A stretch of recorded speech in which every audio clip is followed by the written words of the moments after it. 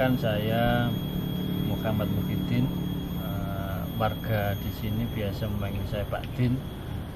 Alhamdulillah tempat ini kami mulai tahun 2009. Nah, di sini setelah sepulang dari Aceh tahun 2005 sampai 2007, saya kebetulan menetap di Aceh, ya menjadi relawan tsunami itu pasca rehab rekonstruksi tsunami Aceh. Kemudian Assalamualaikum. Waalaikumsalam. Bapak. Masuk, Pak. Gimana perjalanannya, Pak? Alhamdulillah Bu, lancar. Mau dibikinin kopi nggak? Nggak usah Bu, kita angkat aja.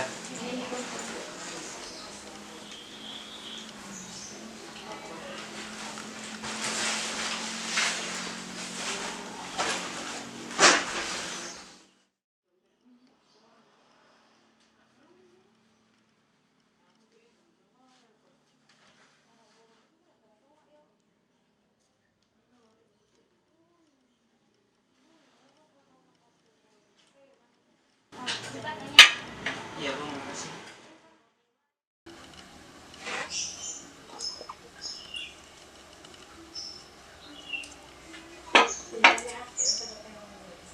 Bu, Bapak kok kepikiran sesuatu ya? Kepikiran apa, Pak? Jadi gini Bu, di Aceh itu banyak korban bencana yang terlantar. Mereka kehilangan keluarga dan tempat tinggalnya, apalagi anak-anak dan lansia. Kasihan ya, Pak. Terus? Bapak kepikiran mau membangun rumah singgah buat orang yang membutuhkan seperti mereka. Gimana pendapat Ibu?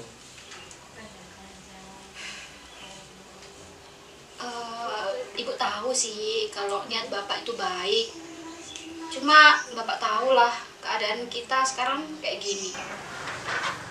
Iya, Bapak mengerti. Tapi kalau kita melakukannya itu dengan tulus, ikhlas, insya Allah pasti ada jalannya. Pak, kalau ngomong aja itu gampang. Yang dijalaninnya ini susah.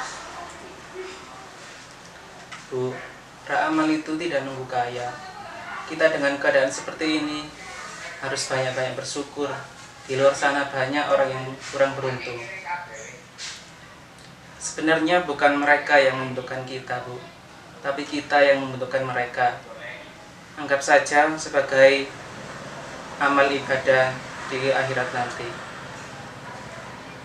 Ya, kalau itu mau Bapak, kalau emang niat Bapak baik, ya Ibu sebagai istri cuma bisa mendukung aja, Pak.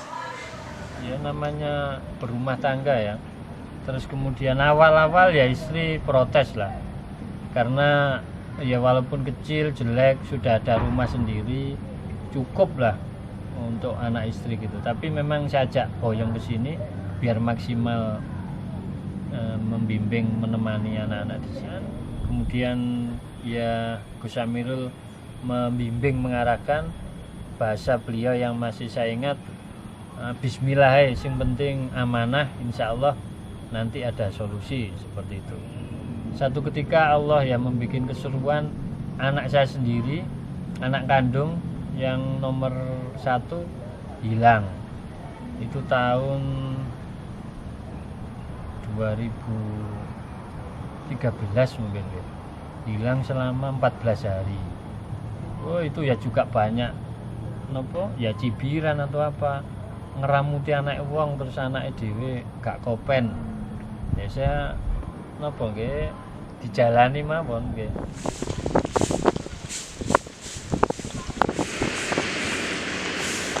Mari, Bu.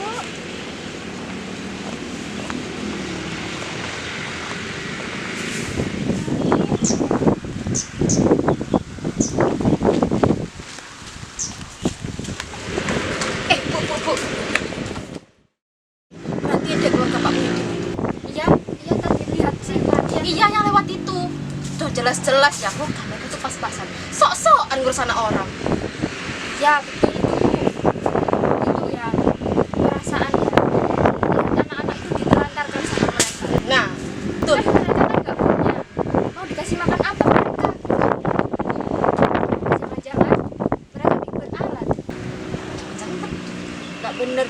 harus lapor Pak RT. Bener. Nanti kita lapor Pak RT.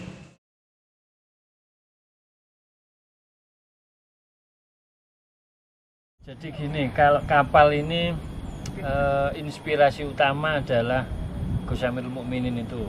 Jadi beliau ini kepingin menjadikan, membumikan, karena apa ya, lambang pesantren itu kan kapal gitu. Nah cuman beliau kepingin mewujudkan di real now lah.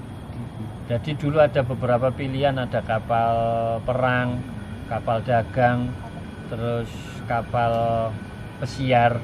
Nah alhamdulillah rencananya mau kapal perang, tapi nanti jangan-jangan tambah rame.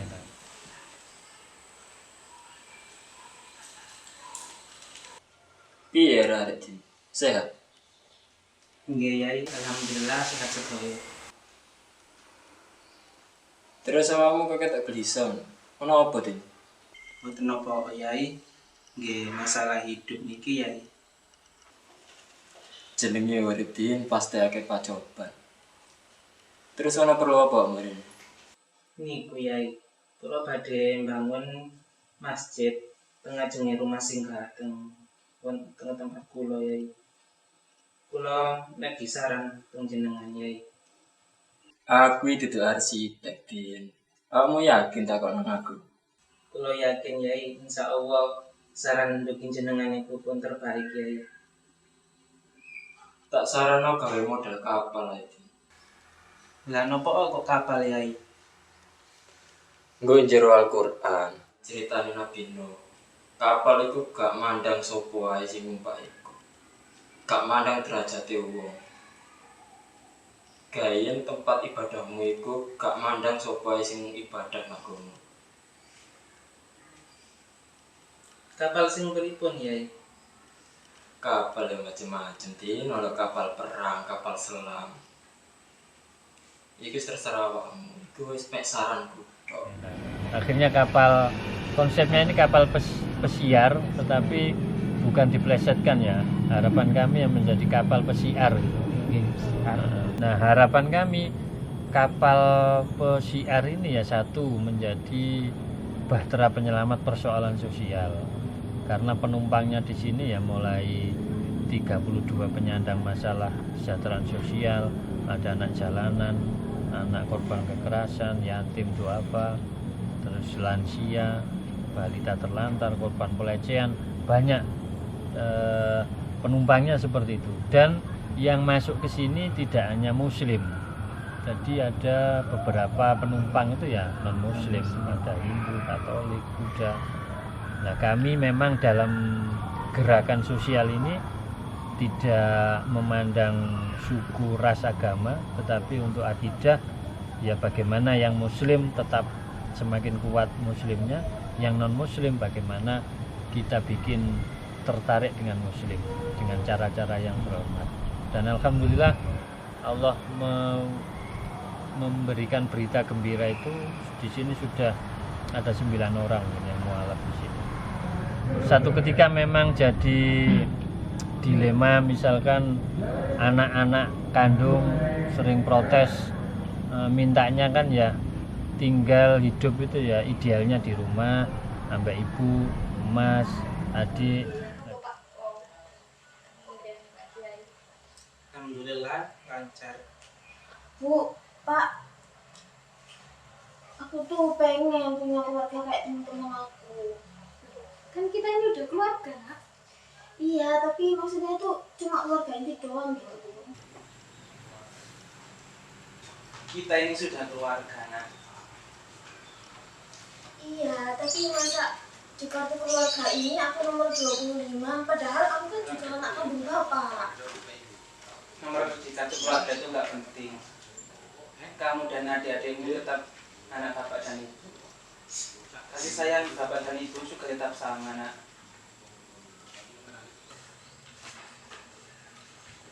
Wah. Bentar ya, Pak. Nak. Pernah juga kami ini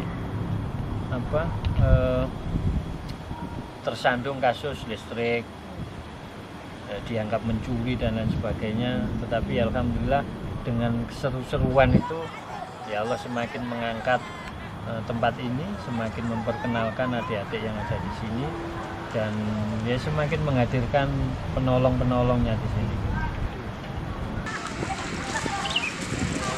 Ya Pak, siang.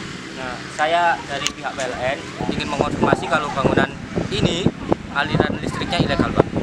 Loh, kami sudah konfirmasi aliran listrik ini ke pihak desa, Pak. Katanya sudah nggak apa-apa. Kok sekarang dinyatakan ilegal?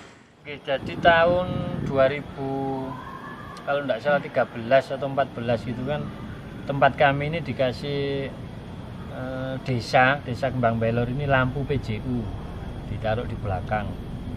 Nah, kami tidak mempersoalkan iki masang itu kok endi Pak, resmi ndaknya, tidak mempersoalkan itu. Kami anggap ini sebuah kepedulian, ya kami terima dengan tangan terbuka lah. Tapi dari perangkat desa sendiri belum mengonfirmasi ke pihak PLN, Pak. Jadi aliran listriknya ini tetap ilegal. Jadi Bapak harus ke kantor dan bawa uang denda sebesar 10.800.000. Astagfirullah, kok bisa ya? Waktu habis operasi nggih kula langsung koordinasi ke desa, ke dinas PU.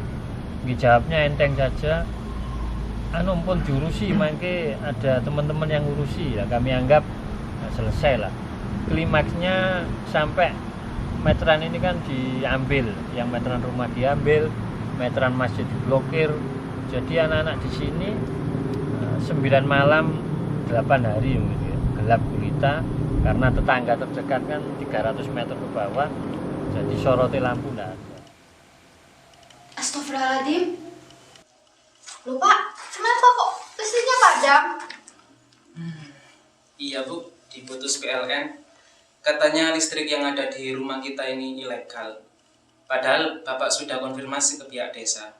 Tapi kata Pak PLN-nya tadi belum ada konfirmasi. Dan kita disuruh bayar denda. Dendanya berapa Pak? 10 juta katanya Bu. Astagfirullahaladzim. Banyak banget Pak. Kita dapat uang dari mana? Bismillah aja, nanti Bapak carikan solusinya. Nah, setelah tidak ada titik temu, saya minta ada tabayun, musyawarah, tidak difasilitasi. Ya oke, saya bayar, tapi ya dengan cara kami. Kayak saya bayar dengan uang koin recehan itu.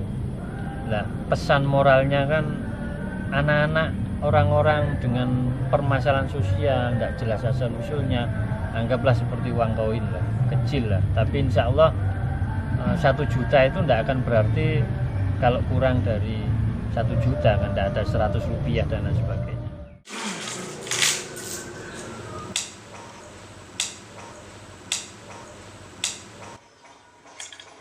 Ini Pak kayaknya. Iya Bu, terima kasih. Gimana? Insya Allah sudah cukup. Ini yakin Pak mau dibawa ke PLN? Iya Bu, kita bawa aja yang kita punya. Justru kita harus banyak bersyukur bisa membayar denda ini. Iya Pak, alhamdulillah. Jadi anak-anak nggak terulang lagi. Iya, jadikan kejadian ini sebagai ujian dari Allah. Dan semua penghuni saya ajak ke kantor PLN. Ya memang karena surat panggilan itu kan bukan kepada Muhyiddin itu enggak, tapi yatim sejahtera. Nah, yatim sejahtera ya semua penghuni. Terus saya ajak ke kantor PLN. Dia menjadi ramai karena tidak ada yang mau menerima uangnya. Akhirnya nunggu polsek, nunggu camat dan lain sebagainya. Tidak tahu kok sampai dipelintir jadi seperti itu. Ya alhamdulillah uang itu tetap diterima. Jam 1 siang itu setelah uang kita berikan nyala lagi. Ya dengan itu Allah memberi keseruan dan juga katakan itu berita yang sedih, suasana sedih, tapi di balik itu kan ada berita gembira, pasti seperti itu. Ya alhamdulillah sekarang karena peristiwa-peristiwa itu ya banyak orang yang terus kemudian tergerak untuk empati peduli di sini.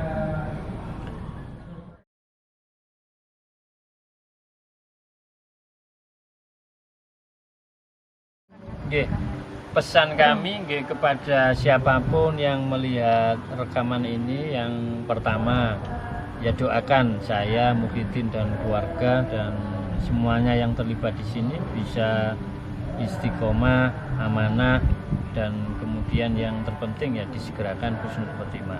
Yang kedua, pesan kami sekali lagi, berbagi tidak harus materi, banyak hal yang bisa dilakukan dan tidak hanya di villa lah, dimanapun ada orang, tempat butuh dharma kita, butuh dharma harta, benda, tenaga kita, ya insya Allah ayo kita bergerak lah. Karena apa? Prinsip kami yang butuh itu bukan yatim duafa, butuh kita tidak, tetapi kita yang butuh mereka. Karena orang-orang dengan persoalan sosial ini tanpa ada kita, masih ada Allah SWT yang Maha mencukupi. Tetapi kalau kita tanpa ada mereka, tidak ada tempat untuk menyalurkan sedekah jariah, amal, tenaga, kemana kita. Dan padahal insya Allah itu yang akan menjadi penolong kita di hari yang pasti kita akan bertemu. Dan di sana nanti ya kita sama-sama menunggu ada pertimbangan kebajikan, kebaikan, keburukan, kita sama-sama tahu dan meyakini itu. Keyakinan apapun insya Allah sama, meyakini ada kehidupan yang akan datang yang perlu kita persiapkan ya di dunia ini. Dengan misalkan kita menjadi petani, ya apa yang bisa kita dharmakan. Kita menjadi pedagang, bagaimana menjadi pedagang yang baik, guru, karyawan dan lain sebagainya, tidak menjadi penghalang untuk berbagi. Terima kasih.